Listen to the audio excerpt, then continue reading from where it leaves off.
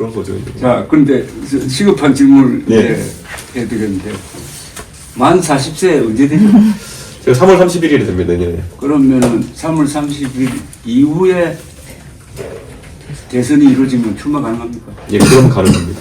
그 말인즉슨 보통 60일 정도 보궐대선은 60일 정도를 시간을 두니까 1월 31일 이전에 윤석열 대통령의 퇴진이 확정되면 그러면 나갈 수 있고 아니면 못 나갑니다. 아, 1월 30일 전에 네.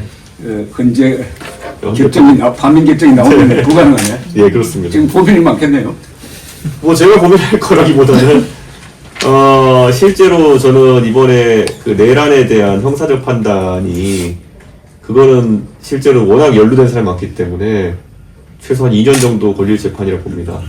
그러면은 이번에 헌법재판소가 탄핵 심판을 하게 돼도 사실 그 부분에 대한 실질적인 판단을 먼저 해야 되는 상황이 올 거기 때문에 한 달 반은 넘겨서 하지 않을까라는 생각인데, 예, 근데 그거 속단하기는 어렵습니다. 워낙 왜냐하면 현행범으로 체포된 거랑 마찬가지거든요. 이건 지금, 예, 뭐 저는 사실 저희가 예전에 12.12 같은 경우에도 단순히 우리가 알고 있을 때랑 그 안에서 소위 말하는 반란군 지도부죠. 자기들끼리 어떤 얘기를 했느냐, 아니면 또 실제 그 당시에 그걸 막기 위해 있었던 수경사라든지 이런 데서 어떤 식으로 긴박하게 대응했냐, 이런 걸 다 보고 난 다음에 실체적 진실이 알려진 거 아니겠습니까? 그래서 저는 이것도 사실 우리가 지금 보고 있는 것은 빙산의 일각일 것이고, 저는 배가 침몰하면 가장 먼저 뛰어나온 것이 이제 거기 기생하고 있던 그런 쥐떼라고 하는 것처럼 저는 이번에 굉장히 증언할 사람이 많을 거다 봅니다. 이번 계엄을 결정하는 과정이나 의과대학 정원 2,000명을 결정하는 과정이나 네. 이준석 대표 몰아내는 결정이나 특히 청와대 졸속 이전 결정이나 그 패턴이 똑같거든요. 예. 정보 판단의 오류. 그렇죠. 그게 덧붙여서 자기 확신. 예. 그리고 이게 틀렸다고 밝혀졌을 때 유턴하지 않고 그냥 직진하다가 그렇죠. 결국 이런 맞습니다. 정면 충돌 사태를 이렇게 패턴이 같은데 또 하나 같은 게 이런 일련의 사태에서 견제를 해야 될 한국의 보수 지식인들이 안 했고 예. 특히 보수 언론이 안 해가지고 사실은 이 사태에 나는 30% 정도는 한국 보수 지식인 언론이 책임져야 된다고 생각해요. 저는 그래서 제가 이제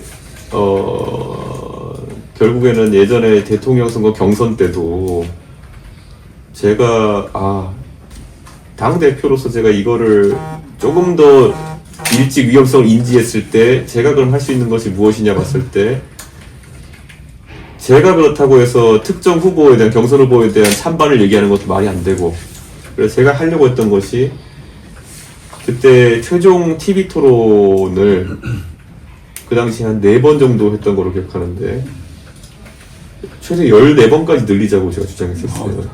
네. 그런데 그런 것들이 사실 최대한 국민들에게 많은 정보를 주려고 했던 거죠. 네. 이게 한두 번은 버틸 수 있어도 사람을 여러 번 해보면은 그 사람의 본성을 가장 가까이서 볼 수 있는 거거든요. 근데 그때 저는 가장 기억나는 장면 중에 하나가 유승민 의원이 그때 천공이나 아니면 이런 사람에 대한 의혹을 제기해오고 그때 학문 치민임 하면서 이렇게 또 의료행위 한다는 사람이 이렇게 제기하니까 나중에 윤석열 후보가 토론하고 끝나고 이제 유승민 의원에게 이렇게 손가락으로 푹 찌르면서 했다는 이 항의가 이게 뭐 선배님 잘못하셨습니다 이런 것도 아니고 천공은 그런 사람이 아닙니다. 그랬구나. 예, 이게 정상적인 해명이나 반박이 아니거든요. 그렇죠. 예. 저는 그런 사람에게서 어떤 조언도 들은 바 없고 이렇게 팩트를 이제 얘기해야 되는데 평가를 해버린단 말이에요. 그렇지. 당신이 천공을 어떻게 하냐? 천공은 그런 사람이 아니다. 보증을 서버렸어요. 대한민국 대통령 후보가 천공이라는 사람을. 그러니까 이런 게 정상적인 반응이 아닌 거거든요. 저는 그런 것들을 많이 좀 노정시켰어야 되는데, 왜냐면 제가 대화해보면은 그 집 내외가 말하는 방법이 좀 약간 특이했습니다. 근데 김건희 여사가 이번 계엄 사태도 영향을 끼쳤다 봅니까? 저는 그거는 제가 어떻게 확인할 만한 정보는 없습니다만, 굉장히 그 집에서 의사결정할 때는 의견이 많이 들어가는 건 알고 있습니다. 그러니까 이 사태의 배경이 되는 상징적인 용어가 주술, 네. 그다음 망상, 음모론 뭐 이런 거란 말입니다. 네. 그러니까 저는 윤석열 대통령의 이 마음이 아픈 사람이기도 하지만 정신이 혼미한 사람 같아요. 그러니까 팔다리 다치면 정형외과 가고 마음이 아프면 정신병원에 가면 되지만 영혼이 망가진 사람은 사실 구제하기 힘들잖아요. 네. 저는 윤석열 대통령의 그 대화를 반추해보면요. 대화의 마지막 결론을 본인의 대화로 끝내야 된다는 감각관념이 굉장히 센 사람이었고, 그러다 보면은 이제 아는 것으로 대화를 이어나가면은 본인이 그걸 하려면 지적 우월성이 있어야 되는 거 아니겠습니까? 그래야지 이제 최종적으로 결론을 본인이 원하는 방향으로 이끌어내고. 근데 그게 병행이 안 된 것 같아요. 말하는 걸 좋아하고 대화를 하는 걸 좋아하는데 반대로 공부를 게을리하였던 그런 거죠. 그러다 보니까 저한테도 제가 그날 그 부정선거 얘기 저한테 4.15 이랬을 때 제가 깜짝 놀라가지고 이거 뭐 하는 사람이야 이렇게 생각했고, 두 번째로 그날 제가 가장 놀랐던 대화는 아무래도 그때 입당하기 전에 대선 주자고 제가 당대표다 보니까 정치에 대한 대화를 해야 되는데, 그러면 사람에 대한 얘기를 할 수밖에 없는데 사람에 대한 얘기를 할 때 저한테 바로 나오던 게 대표님 저 그 사람 압니다 그래가지고 어떻게 아십니까 그랬더니만은 제가 예전에 그 범죄정보과장을 했는데요 그 사람 뭐 이런 거 사고도 치고 뭐 해가지고 이런 비리 첩보도 있고 이래가지고 사람을 평가할 때 그 사람의 정치적 자질이나 아니면 언행이랑 평가하는 게 아니라 예전에 어디서 자기가 봤던 그 사람에 대한 비리 첩보 이런 걸 바탕으로 그 사람 평가하는구나.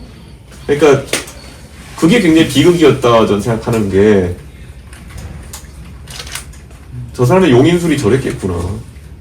그러니까 특수부 검사식으로 지금까지 정치를 해온 거 아닙니까? 특수부 검사의 가장 악습이 별건 수사 그걸 하다가 안 되면 그래서 포기하지 않고 그걸 합리화하기 위해서 다른 걸 막 쑤시고 해가지고 여러 사람 죽음으로 몰고 가는 그런 패습, 그게 정치판에서 대통령이 되고 나서 드러났다는 게 저는 그러니까 그 범죄 정보를 바탕으로 국가를 운영하려고 한다.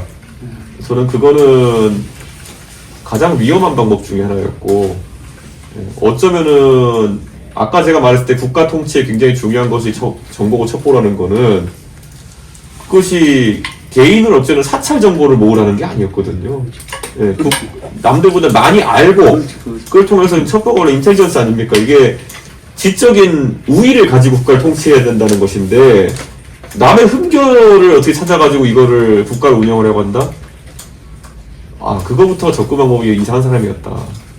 자, 그러면 우리 이준석 대표는 정치인으로서의 역할도 있지만 텔레비전 토론을 해서 제일 우리나라에서 많이 나가는 사람이고 많이 불러내는 이유가 말이 정확하고 특히 예측력이 있어가지고 거의 정확하게 그 흐름으로 흘러가는 것을 보고 감탄하는 경우가 많은데 14일 날 탄핵될 것이 분명하니까 앞으로 한 1년, 2년 단위로 어떻게 될 것 같습니까? 우리나라. 저는 이번에 이 내란에 대한 수사는 보수 진영과 대한민국 시스템을 한 1년 넘게 2년 가까이 뒤흔들어 놓을 겁니다. 당장 이번에 내란의 병력이 동원됐던 육군 같은 경우에는 아마 누가 집권하든지 간에 상당한 숙분 과정을 거칠 것이다. 저는 이렇게 봅니다. 그래가지고 그게 상당히 논란이 좀 있을 것이고, 저는 아까 말했던 권력기관에 대한 개혁이나 개편이라고 하는 것은 전 국민적 지지를 바탕으로 해가지고 밀어붙일 가능성이 높습니다. 누가 집권하든지 간에. 그리고 저는 지금 우리가 민주당이 지금 180석 가까운 이제 의석을 가지고 어떻게 앞으로 행동할까를 많이 궁금해하는데, 저는 민주당에도 일정 부분의 분열이라는 것이 생길 수밖에 없다. 그거를 저는 확신합니다. 근데 보수는 그걸 전혀 긍정적으로 받아들여야 될 것은 아닌데요. 우리가 양당제에서 양당은 절대 망하지 않는다는 확신을 가지고 배짱 부리는 분들이 있는데요. 영국이 사실 노동당이라는 당이 양당의 그 한 축이 된 것은 채 100년이 안 됩니다. 네. 결국에는 시대상에 따라 가지고 세계 대전을 겪으면서 노동자의 권리가 확보되고 그러면 노동장이라는 것이 올라간 것이 원래 자유당과 보수당의 대립 아니었겠습니까? 그 과정에서 충분히 바뀔 수 있는 게 또 양당 정치고, 생각보다 그거는 급격하게 일어납니다. 미국도 보면은 미국 민주당과 공화당의 스탠스라고 하는 것은 예전에 노예 해방을 했던 공화당이 지금은 오히려 백인 노동자층을 대변하고, 오히려 남부를 중심으로 활동했던 민주당이 지금은 소수 인종의 표를 바탕으로 집권하는 이런 구도는 그것도 100년 남짓한 시간에 바뀐 겁니다. 그렇기 때문에 대한민국 국채가 이제 있은 지가 70년이 조금 넘어가는데, 저는 충분히 대한민국의 또 그런 산업화 세력과 민주화 세력이라는 그 대결 구도가 허물어질 수 있는 시기가 왔다라는 생각을 합니다. 그러기 위해서는 지금 오히려 완고해지고 고려될 수 있는 소위 민주화 세력이라 자처하는 그 세력의 그 뭐랄까요, 그 경직성을 이제는 타파해야 될 시점이 올 것이다. 저는 그런 생각을 하고요. 이제 보수 진영이 벗어나야 될 것이 뭐냐면은 관료주의에 대한 애착. 네. 보수 진영의 소위 말하는 본인들이 기업을 키우고 뭐 자유와 창의를 한다고 하지만은 갈수록 관료들이 정치 권력 독점하는 이 경향성이 있었던 것이고, 급기야는 그 관료 중에서 가장 시야가 좁다고 할 수 있는 준사법기관인 검찰의 고위 관계자들이 정치를 독점하고 있는 상황이었거든요. 저는 이걸 빨리 어떻게 탈피하느냐가 중요한 거고, 역으로 1990년대에 YS의 파격적인 인재 발탁, DJ의 파격적인 인재 발탁이 지금까지 한 20년 정도의 시간을 끌어온 거거든요. 지금 이제 국회의장 하는 우원식 국회의장이 딱 그런 발탁에 의해서 정치를 시작한 세대인데, 이분이 의장이 됐다는 거는 한 세대가 갔다는 겁니다. 예. 보통 20년을 한 주기로 본다 그러면은, 이분이 의장이 됐다는 거는 그때 처음 초선으로 활동했던 사람들이 이제 의장이 되어서 의정 활동을 마무리하는 시기라는 거는 다음 세대를 준비해야 된다는 거죠. 저는 그게 앞으로 1, 2년 동안에 뭐 굳이 보수뿐만 아니라 대한민국 정치가 일신하느냐 아니면은 그대로 일본식의 사실 뭐 안정이라고 볼 수 있겠지만 역동성 없는 정치로 가느냐, 기로라 봅니다. 지금 말씀하신 걸 제 나름대로 정리하면은 이제 이번 사태를 계기로 해가지고 종북 운동권만큼 위험한 게 정치검찰 출신이다. 그렇죠. 그 다음에 의료 대란을 통해서 새삼 느끼는 게 이 관료주의, 완전 민비. 그러니까 의사들을 완전히 졸로 보고 의사들을 이번에 처단 대상으로 보는 이런 관료주의. 관료주의가 진짜 문제다. 그렇죠. 어떻게 보면은 이 정치는 그냥 계기고 관료가 줄기차게 권력을 유지하면서 연명하고 있다 하는 이런 걸 우리가 알게 되었고, 진짜 보수 같으면은 이 레이건처럼 이 관료주의가 사실은 보수의 주적이 돼야 되는 것 아니냐 하는 그런 생각이 들었어요. 그렇죠. 저는 이제 관료 사회가 대한민국의 정치 경제 발전에 있어가지고 기능을 할 수 있는 시대는 지났다. 저는 그런 생각이 들고요. 저는 심지어 이제는 관료들의 편협한 경주마 같이 이렇게 가려져 있는 상황 속에서 살아온 시각을 가지고 국제사회를 바라볼 수도 없다, 이런 생각이 듭니다. 솔직히 뭐 지금 5급 행정고시 봐가지고 한 20-30년쯤 달려야 그렇죠. 의사결정권자의 위치에 오르게 되는데 그 기간 동안에 승진을 누가 시켜주느냐, 그리고 대한민국은 정권교체가 빈번하기 때문에 어디에 줄 서느냐를 20년 동안 30년 동안 고민해야 되는 그런 관료의 삶으로 큰 시야를 가질 수가 없다. 이 관료의 운명이라는 게 뭡니까? 예를 들어 내가 산업부 관료라고 한다 그러면은 내가 장관까지 도달했다는 거는 어느 시점에는 탈원전에 찬성했다가 어느 시점에는 탈원전에 반대해야 거기까지 올라올 수 있는 거예요. 소신이 있으면 절대 못 올라오는 위치가 장관이라는 거고 차관이라는 겁니다.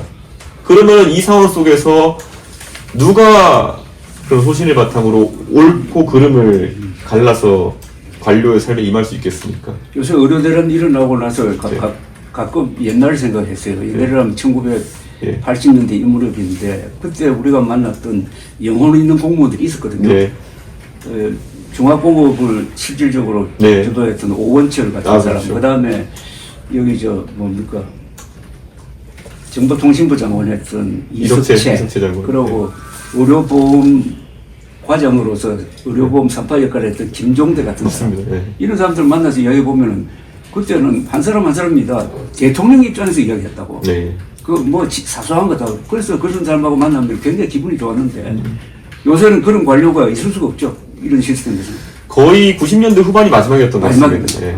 우리나라에 예를 들어 전자정부를 구축한다 했을 때 그때도 보면은 이거 하려면은 뭐 10년은 걸리니까 중간에 방해하지 마십시오 이렇게 선긋고 가는 사람도 있었고, 지금도 그거를 하려면 근데 정치적 안정이 중요한데, 그렇지. 저는 윤석열 검사의 폐악 중에 하나가 뭐냐면은 이 무수한 관료들의 행동을 직권남용으로 잡는 것에 앞장섰다는 겁니다. 그렇지. 그러니까 관료들이 어떤 선택을 하든지 간에 그것이 다 기록에 남아 너희는 직권남용으로 감옥에 갈 수 있다 라는 인식이 생기는 순간 판단을 안 하는 방향으로 가는 것이고, 그게 거꾸로 역설적으로 대통령이 돼버린 본인의 발목을 잡은 것이고, 저는 공무원의 재량 행위가 좀 더 넓어져야 된다는 생각을 하고요. 그것이 진짜 뭐 국고로 손실하기 위한 의도가 있다든지 이런 게 아닌 이상 재량 행위는 좀 더 폭넓게 인정돼야 되는 것인데, 윤석열 한동훈 검사가 내 인생의 화양연화를 꿈꾸면서 어디 고검에 가가지고 놀고 있다가 다시 올라와가지고 한방 하기 위해 가지고 대한민국의 그 직권남용에 큰 장을 열어붙이면서 공무원 사회는 이제 어떤 문제도 해결할 수 없는 상황이 되어버렸다.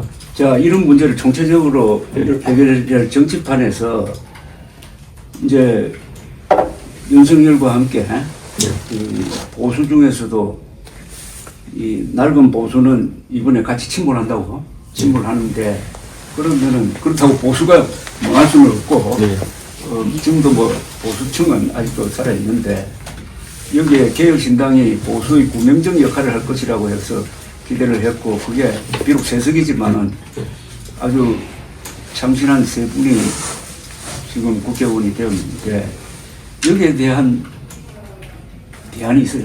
어떻게 보수를 살릴 거냐. 저는 보수의 입에서 다음 대선 때까지 일부러라도 이재명이라는 단어를 언급하면 안 된다 봅니다.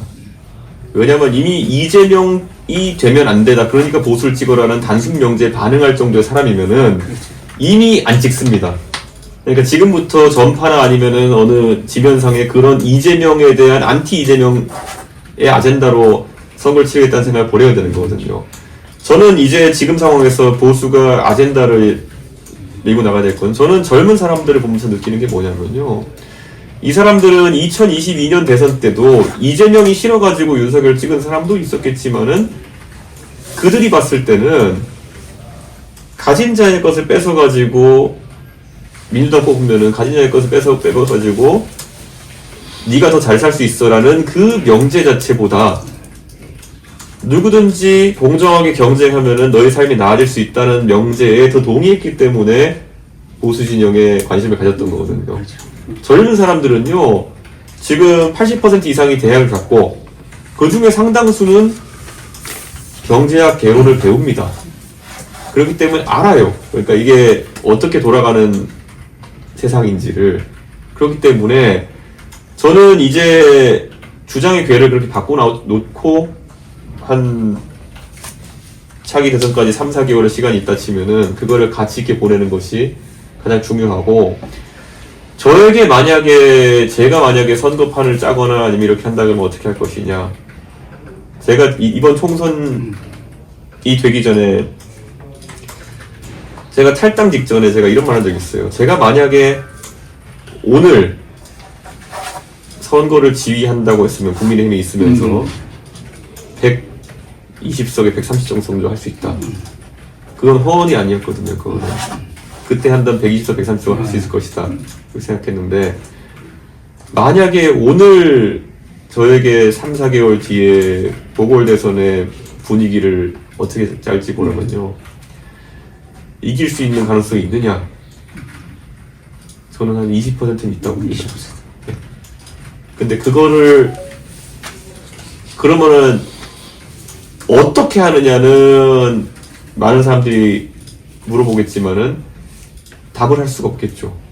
그거는 답을 하는 순간 전략이 아니고, 그렇지. 답을 하는 순간 할 수 없는 거기 때문에. 그런데 그러면 그 20%에 나간 선결 조건이 뭐냐를 말씀드려. 아까 말했던 것처럼 이재명 얘기하지 마라. 알았고. 예, 종북 얘기하지 마라. 예. 그 얘기에 반응할 정도의 사람이 어차피 그렇지. 안 아무 찍는다. 쓸데없는 예. 형성이 떨어지. 근데 제가 이걸 아주 비극적으로 보는 게 뭐냐면은, 다만 아마 국민의힘이라는 당이 존속하는 한, 그것이 독이든 성배랄지라도 그 당의 대선 후보가 되기 위해서 그걸 외치면서 선거에 들어오는 사람이 있을 거다. 근데 그 사람이 선거 망각될 거다. 만약에 오늘부터 모든 보수 진영의 사람들이 이재명을 내려놓고 보수의 비교 우위 지점이 뭔지를 자각해 나가고 그것에 대해서 얘기한다 그러면은 저는 20-30% 확률이 있다고 봅니다. 사실 다음 선거의 주제는 뭐가 될 것 같아요? 저는 그 호사가들이 하는 얘기나 아니면은 이제 기성 언론에서 하는 얘기와는 다른 아젠다들이 뜰 것이다. 저는 그렇게 봅니다. 우리가 제가 지난 8월 달에 미국 대통령 선거를 가서 해리스 캠페인을 보고 제가 아주 짤막하게 평가하면서 해리스가 안 될 것 같다라고 했던 이유는, 오히려 해리스가 그 당시에 자만했기 때문이었거든요. 자만했고, 기성 언론이 오히려 그런 뭐 PC주의도 있었겠지만 여러 가지 본인들의 도그마에 심취해가지고 트럼프 캠페인을 과소평가했던 게 있다고 보거든요. 저는 지금 한국에서도 비슷한 일이 발생할 수 있다. 그렇다고 한국에 뭐 트럼피즘으로 가자는 건 아니지만은, 대한민국 국민들이 느끼는 절박함이라고 하는 것은